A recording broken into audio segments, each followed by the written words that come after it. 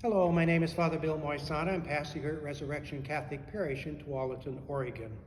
Today we're going to spend a few minutes reflecting upon our parish icon of the Holy Crucifixion, which hangs in our sanctuary. It is an egg tempera icon on gesso.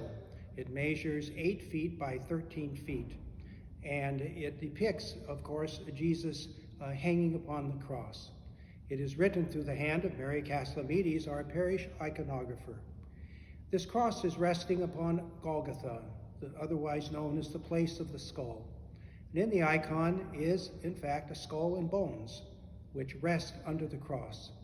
They represent the remains of Adam, the first person, the first man, Jesus being the second man who came to save us.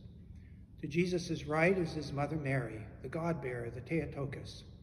She is pointing to Jesus as the first evangelizer, pointing to her son on the cross, showing us that he dies for us and comes to save us. Her other hand is on her breast in grief.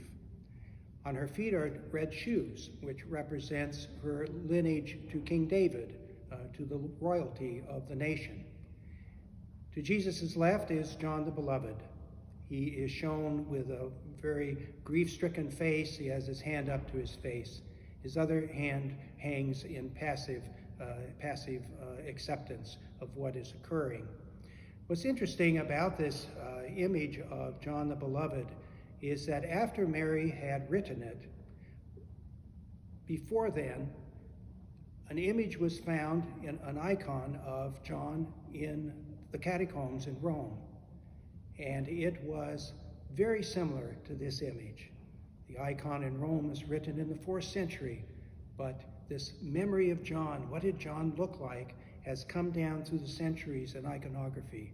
John looked like this, and this John and Beloved in our icon is very much like the one found from the 4th century. And so this icon draws us in. It's like all icons, it's not just a picture, but it's a three-dimensional effect, drawing us into this experience. In the icon, there are 2 figures, one on each side. But there is a third figure that stands in front, and that's us. That we stand there, stand at the cross of Jesus. The church requires that every Catholic church have a crucifix shown in the sanctuary where we celebrate the Mass. Because in the Mass, we celebrate that giving of Jesus, dying to himself so others may live, giving of himself and then calling us to discipleship. And so this icon portrays this event, and it encourages us as we gather here for the Eucharist to be drawn into this mystery of the cross, this mystery of the Son of God coming down, becoming incarnate, and then following the will of his Father and giving his life for the sake of all.